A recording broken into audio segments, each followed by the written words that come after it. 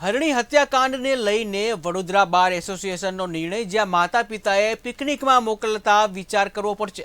તો આવી ઘટનાઓ માટે જવાબદાર કોણ એ સમજાતું નથી.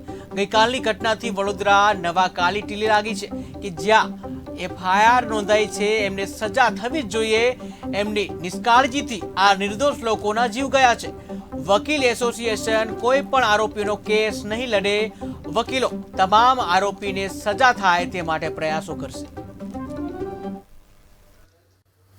આ ગઈકાલે જે ઘટના બની અને એમાં જે આરોપીઓ સામેલ છે એ આરોપીઓ સામેની એફઆઈઆરના કામે કોઈ પણ વકીલે આરોપીઓ તરફે વકીલાતનામું નહીં મૂકવું ને આરોપીઓને કોઈ પણ પ્રકારની મદદ નહીં કરવી એવું સર્વાનુમતે થરાવેલ છે. શું સજા થવી જોઈએ? આમાં જે સજા થનાર છે અથવા તો કેસ પુરવાર થાય તે પ્રમાણે સજા થનાર છે. હજુ ઇન્વેસ્ટિગેશન ઇઝ ગોઈંગ ઓન છે, એટલે કદાચ શક્ય બને કે બીજી 2-3 કલમો ઉમેરાય બી ખરી.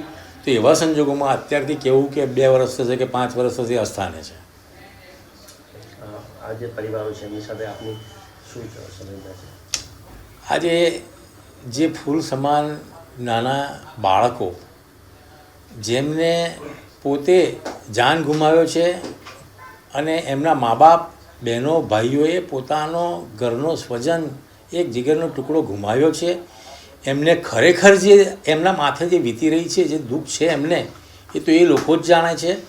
આપણે તો એની કલ્પના કરીએ તો પણ જ્યારે ધ્રુજારો આવતો હોય ત્યારે એમના ઘરમાં જે મોતને લીધે જે શોકનું વાતાવરણ જે સ્થપાયેલું છે એમાં ડોક્યું કરીએ ત્યારે પણ આપણને એટલું બધું એવું થાય કે સારું આ શું બની ગયું.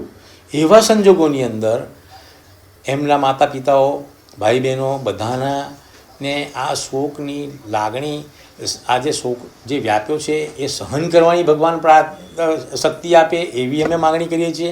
અને આવતીકાલે અમે બરોડા બાર એસોસિએશને એમને આ બાળકો માટે શ્રદ્ધાંજલિનો એક કાર્યક્રમ પણ રાખ્યો છે.